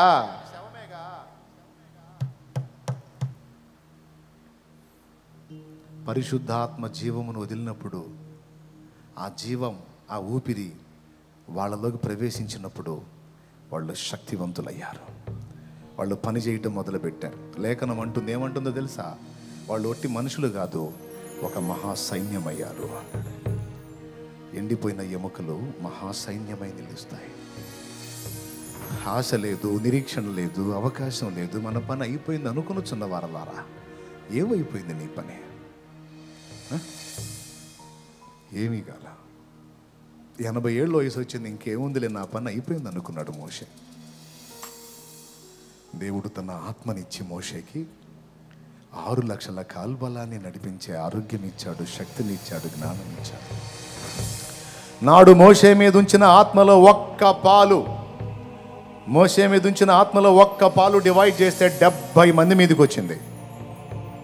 ఒక్క పాలు అంటే 70 మంది మీద ఉన్న ఆత్మ, దానికి మించిన ఆత్మ, ఆ శక్తి ఒక్క మోషే మీద ఉంచాడు దేవుడు. మామూలు విషయం. అందుకే 6 లక్షల మందికి సమాధానం చెప్పాడు. ఒక్కడే. అరే, చిన్న కుటుంబానికి సమాధానం చెప్పుకోలేక సగం జుట్టు ఓడగొట్టుకున్నారు కొంతమంది. స్తోత్రం. చిన్న ఫ్యామిలీకి ఆన్సర్ చేయలేక సగం ఊడిపోయింది. మరి అప్పుడు మోషేకి మొత్తం పోవాలిగా? లేదు. 6 లక్షల మందికి సమాధానం చెప్పాడు. కాల్బలమే మళ్ళీ 6 లక్షల మంది, ఇంకా స్త్రీలు, పిల్లలు, ఓయమ్మో లక్షల మంది. ఒక్కడే. దేవుని ఆత్మను పొందుకున్న ఒక్కడు. దేవుని ఆత్మను పొందుకున్న చార్లెస్ గ్రాండి ఫిన్నీ. కదిలితే ఒక కదలిక. సినిమా వాళ్ళు మూతపడ్డాయి, నాటకశాలలు మూతపడ్డాయి, బారు షాపులు బ్రేక్, హడావుళ్ళని బ్రేక్. కారణం జనం బాటలా. జనం ఫిన్నీ ఎక్కడుంటే అక్కడికి మారు మనసు పొంది పశ్చాత్తాప్తులై వ్యసనాలను విడిచిపెట్టి క్రొత్త జన్మానుభవంలోనికి రావటం మొదలుపెట్టారు జనం. ఎన్ని కథల, అబద్ధాల, కల్పనల, యథార్థ సంఘటనలో మళ్ళీ వీళ్ళే 100 మంది ఫిన్నీలు, 100 మంది కాదు, ఒక్క ఫిన్నీయే. ఇవాన్ రాబర్ట్స్ 100 మంది కాదు, ఒక్కడే. కానీ ఒక్కటండి, దేవుడు రగిలించిన దాకా దేవుని పాదాలు వదిలిపెట్టలేదండి. ఏం పట్టించుకోలా. దేవుడు కదిలిన దాకా నాకు తెలియదు, నువ్వు కదులు, నీ శక్తి లోకం చూడాలి, నీ ప్రభావం లోకం చూడాలి. దేవుని రాజ్యం మాటలతో కాదు శక్తితో ఉందని చెప్పావుగా. దేవుని రాజ్యం మాటలతో కాదు శక్తితో ఉందని చెప్పావుగా. నీ శక్తి పని చేయకపోతే, నీ ప్రభావం కమ్మకపోతే, నీ ప్రభావం మనుషుల్ని సంధించకపోతే వాళ్ళు ఎలా కదులుతారు? వాళ్ళు ఎలా దర్శించబడతారు? వాళ్ళు ఎలా మారుతారు? నా మాటలు వారి మీద ఏ విధంగా పనిచేస్తాయి? నా వల్ల కాదు. నువ్వు కదులు. దేవా నీ శక్తి లోకానికి చూపించు. నువ్వేంటో లోకానికి చూపించు. నువ్వు మాట్లాడు. నువ్వు కదులు.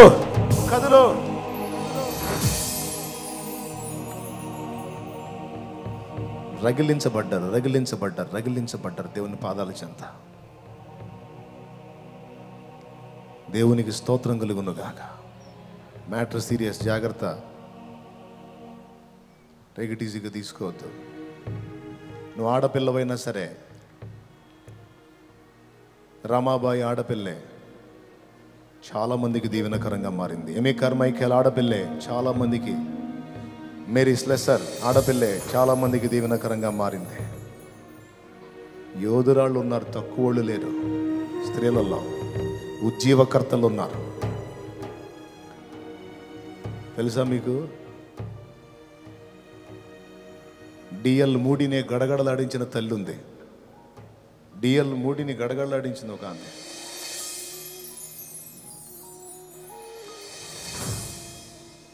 నేను నేర్చుకుంది అది అయిపోయింది. నేను నేర్చుకుంది ఇది. దేవుని దగ్గర నేను చూసింది కూడా అది. నాకు తెలుసు నేను మాట్లాడితే ఏం వర్క్ కాదని. నాకు తెలుసు నేను పరిగెత్తితే పొద్దుపోదని. నాకు తెలుసు నేను సింగిల్గా ఎంత టాలెంటెడ్గా కథలు చేసిన ఆత్మల్లో కదలిక రాదని నాకు తెలుసు. పాడడానికి స్వరం ఇచ్చాడు, మాట్లాడడానికి వాక్కునిచ్చాడు, ఇంకా ఎన్నో ఇచ్చాడు నాకు. కానీ అవన్నీ దేవుని కార్యాలు జరిగించలేవని నేను గుర్తుపట్టాను. నా టాలెంట్స్ మీద, నా జ్ఞానం మీద, నాకు దేవుడిచ్చిన వాటిని బట్టి ప్రయత్నం చేయాల.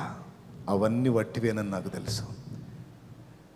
ఆయన కదిలితేనే ఏదైనా జరిగిద్దని దేవుని కాళ్ళు పట్టుకోవడానికే నా మనసును దృఢపరుచుకున్నా. ఆనాటి నుంచి ఈనాటి దాకా నేను చేస్తుంది అదే. ఈరోజు కూడా నేను చేసింది అదే, చేస్తున్నదే.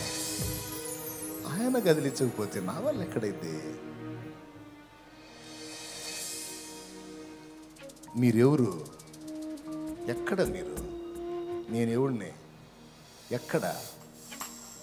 ఏడా ఆంధ్ర రాష్ట్రం, ఏడా తమిళనాడు, ఏడా తెలంగాణ, ఎక్కడ? చిలకలూరిపేట. ఇదేం పెద్ద సిటీయా? చిలకలూరిపేట పక్కన ఈ కుగ్రామం నజరేతులాగా రాజాపేట పొలాలు, చవిటి పొలాలు. ఇదేమన్నా పెద్ద సిటీయా? ఎట్లా? ఆయన కదిలిస్తే అయితే ఏదైనా. ఇది ఒక సాహసం. ఈ సాహసం కూడా ఆయన్ని బట్టే. అనుకూలమైన స్థలాల్లో పెట్టి హడావుడి కాదు, ప్రతికూల స్థలాల్లో పెట్టి చూసా దేవుని కార్యం. హల్లెలూయా, హల్లెలూయా, హల్లెలూయా. ఇది కొంచెమే, ఇంకా ఉంది. అబ్బాయి ఇది కాదు, ఇంకా ఉంది. నన్ను బట్టి చెప్పట్లా, నాకు తోడై ఉన్న ఆయన్ని బట్టి చెప్తున్నా.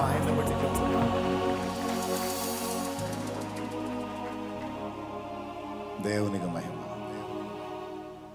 మోకాళ్ళు వేసి కూర్చొని వెయిట్కో బస్సులా. మరి నీకొద్దా యేసయ్య బస్సులు? రావాల యేసునామంలో బస్సులు, రావాల యేసునామంలో బస్సులు. మిగిలిన హడావుడి, మిగిలిన వాళ్ళది ఒకరోజు అయితే ఇది 4 రోజులు హడావుడి. దేవునికి స్తోత్రం. హల్లెలూయా.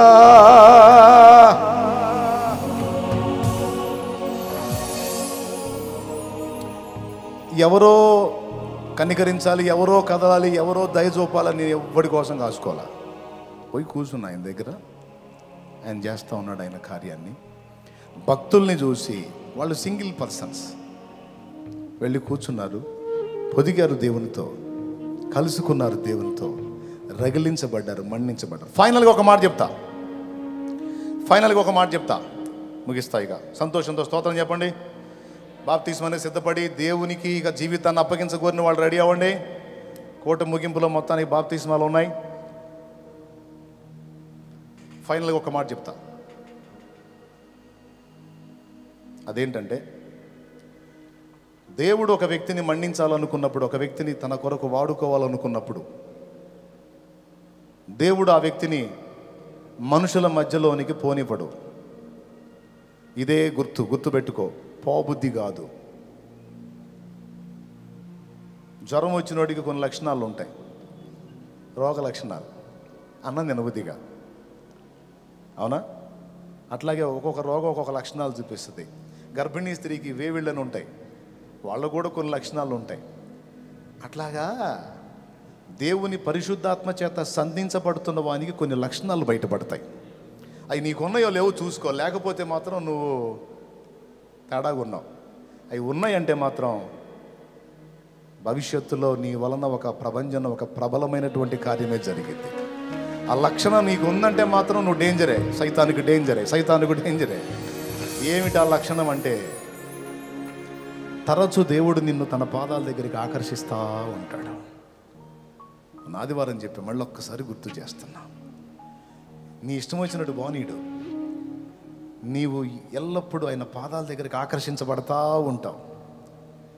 ఇంక నీకేది సహించదు, ఇంక నీకేది ఇష్టం కాదు. తమ్ముడు నిజం, నీకు లోకం పట్టదు, లోకంలో మిగిలిన వాళ్ళు చూస్తున్నవి నీకు ఇంపుగా అనిపించో. నీ మనసు ఏ కాడికి, దేవుని పాదాల దగ్గరికి వెళ్దాం, దేవుని పాదాల దగ్గర కూర్చుందాం, దేవుని పాద సన్నిధిని గోజాడుకుందాం, దేవునితో మాట్లాడదామని ఏకాంతం నేను నా ప్రభు. ఈ మధ్యలో ఎవరైనా ఎంటర్ అయితే పిచ్చెక్కింది. ఎవరితో మాట్లాడ బుద్ధి కాదు, ఎవరితో సహవసించ బుద్ధి కాదు, ఎవరు ఎన్ని చూపించినా ఎక్కదో. ఈడు నన్ను వదిలిపెట్టకుండా పోరా నాయన, నేను వెళ్ళాలి ఆయన దగ్గరికి. ఎంతమందికి అర్థమైంది? సమస్యలు పట్టవు, ఇబ్బందులు పట్టవు, ఆకర్షణలు పట్టవు, పిచ్చోడు పోయినట్టు పోతా ఉంటాడు. ఎక్కడికి? అరణ్యపు అనుభవానికి.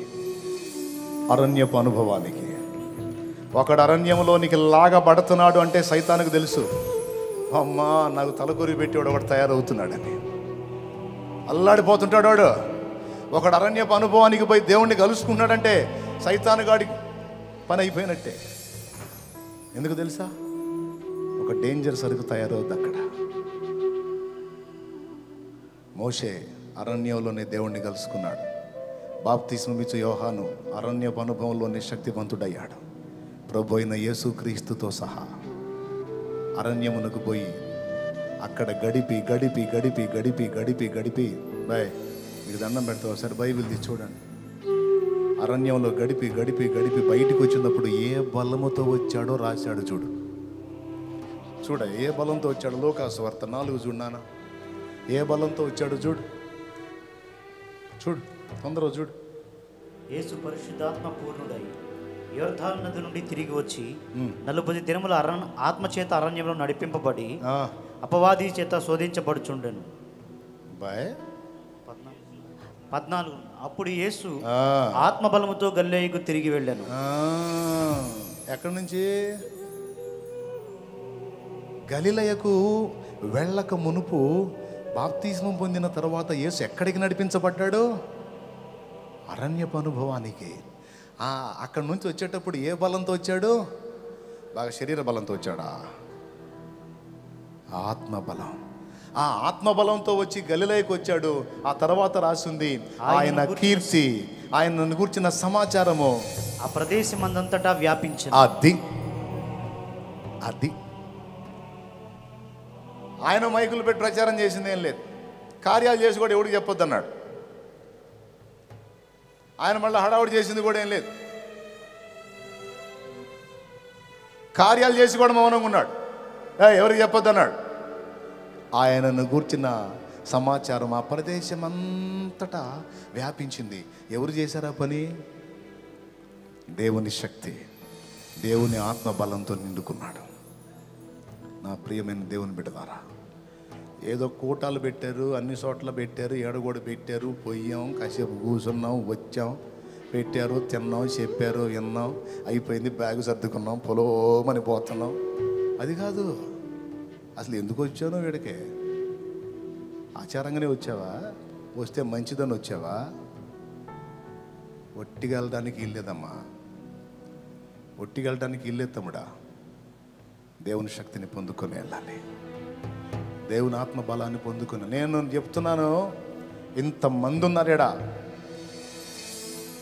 ఒక్కడు లేచిన దేవునితో కలుసుకొని దేవుని చేత మండించబడేవాడు ఒక్కడు తయారైనా సైతానుకు చిచ్చు పెట్టినట్టే. నేను దేవునికి స్తోత్రం, ఒక్కడు మండించబడ్డా.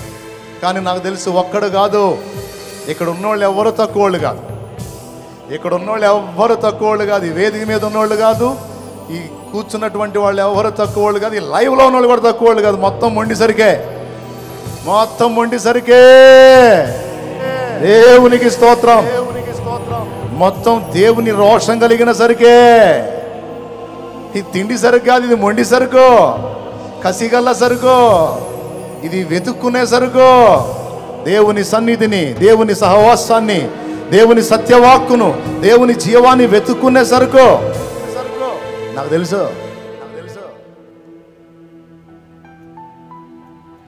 నీ ముందు దేవుడు ఉంచినటువంటి గోల్ అది, గురి అది. దేవుని శక్తితో నింపబడాలి, వెళ్ళి ఒక వెలుగు వెలగాలి క్రీస్తు కొరకు. అలా నిన్ను వెలిగించడానికి ముందు ఆ నీతి సూర్యుడు తన యొద్దకు నిన్ను ఆకర్షించుకుంటాడు. ఇదే గుర్తు. నేను అనుభవించి చెప్తున్నా, దేవుని కార్యాలు చూడక మునుపు నేను తరచూ ఆయన దగ్గరకు ఆకర్షించబడ్డాను. నేనే కాదు, భక్తులందరూ అలా ఆకర్షించబడ్డారు. నేను ఇందాక చెప్పాను, గొప్ప సేవకులని, వాళ్ళు సహా అలా ఆకర్షించబడ్డారు. దేవునితో ఏకాంతానికి, లోకానికి దూరంగా, దేవునికి దగ్గరగా. తర్వాత వాళ్ళు ఎలా తయారయ్యారో తెలుసా? బలహీనులు, ఆ బలహీనతలన్నీ అధిగమించి బలవంతులయ్యారు. తమకు తామే చెప్పుకోవడం చేత కానీ వారు లోకానికి చెప్పి, చూడండి ఎంత ఉజ్జీవకర్తలయ్యారు. ఉజ్జీవం అనేది నువ్వు నేను మాటలతో పలికితే కాదు, దేవుని పరిశుద్ధాత్మ తీసుకొస్తే వస్తుంది ఆ ఉజ్జీవం. ఒక్కొక్కడిలో ఆయన పుట్టించాలా ఉజ్జీవం, ఒక్కొక్కడిలో ఆయన రగిలించాలా ఉజ్జీవం, ఒక్కొక్కడిలో ఆయన కల్పించాలా ఉజ్జీవం. అది తగిలినవాడు ఒక అగ్ని కెరటమై మండుతాడు. అది గ్రామమైన, ఊరైనా, పట్టణమైన, పల్లెైనా, ఆ దేవుని ఆత్మతో కలుసుకున్నవాడు ఒక్కడుంటే ఊరు సాక్ష్యం ఇచ్చి, దేవుని తెలుసా, షోమ్రోనులో ప్రవక్తున్నాడు, షోమ్రోనులో ప్రవక్తున్నాడు, షోమ్రోనులో ఫలానా గ్రామంలో దైవ జనుడున్నాడు, ఫలానా ప్రాంతంలో దేవుని మనిషి ఒకడున్నాడు, ఫలానా దగ్గర ప్రవక్తిని, దైవ జనురాలు, దేవుని ఆత్మ కలిగింది ఒక ఆమె ఉంది. ఇప్పుడు ఏం అడగాలి అన్న? నేను కూడా తరచుగా అలా దేవుని పాదాల చెందకి ఆకర్షింపబడుతున్నానన్నా, నాకు కూడా ఈ లోక సంబంధమైనవి పట్టట్లేదు, ఇరిటేషన్గా ఉంది. నాకు ఎందుకన్నా నన్ను ఎవరు కదిలించకుండా నేను ఆయన, ఆయన నేను, ఆయన నేను, నేను ఆయన అన్నట్లు గడపాలనిపిస్తుందన్నా, కొంతకాలంగా నాకు ఇలాంటి ఆలోచనే కలుగుతుంది అన్నోళ్ళు చెయ్యొద్దండి. అలాంటి ఆలోచన నీ కలిగితే చెయ్యొద్దు సోదరా. కదిలించండి చేతులు. వీళ్ళందరు లైన్లో ఉన్నారు, వీళ్ళందరు లైన్లో ఉన్నారు. దేవునికి మహిమ కలుగును గాక. ఉన్నారు లైన్లో.